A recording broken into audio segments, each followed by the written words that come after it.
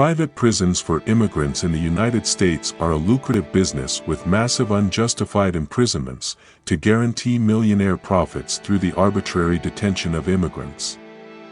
They manipulate the immigration laws to criminalize immigrants for crossing the border, treating immigrants as if they had committed a serious federal crime, to guarantee, in this way, a constant flow of inmates who would have to be transported, detained and monitored at a cost very high for the taxpayer. The prosperity of this prison business depends on the fact that there are immigrants trying to achieve the long-awaited American dream, and who unfortunately sooner or later end up losing their freedom to become a number more that will be used in this lucrative business. The United States Immigration and Customs Enforcement, IC, allocates hundreds of millions of dollars a year to pay for the immigration detention system. Private prisons in the United States are big business, which thrives on the complete and total nullification of the human rights of immigrants.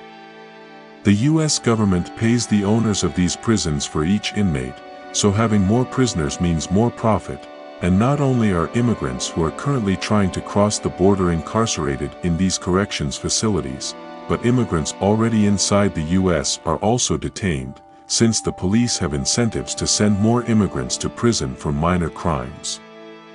In complicity with prosecutors and judges, in addition to the fact that immigrants who are in the U.S., waiting for a hearing for their asylum application, are subpoenaed under deception for a supposed preliminary hearing, and when they appear, they are detained for long periods, from 3 months to 1 year, to then be deported to their country of origin without any explanation. Huge immigrant prison network corporations such as LASALLE and CORECIVIC are among the many largest U.S. corporations investing in private prisons. Both are recognized contractors for lobbying firms to intercede in favor of their interests in the upper echelons of U.S. power. Unfortunately, influence peddling and lobbying practices are permitted under U.S. law. The law allows local governments to rent prisons to private individuals and hire them to be the administrators. This is a vicious circle, because many rulers contact the owners of these companies and have agreed interests.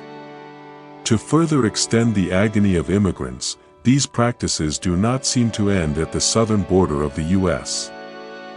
Since the heads of counties, governors and businessmen have total and absolute power in the states they govern, and they do not obey or submit to the orders of the central government and do what they want, making this attack on human rights endless.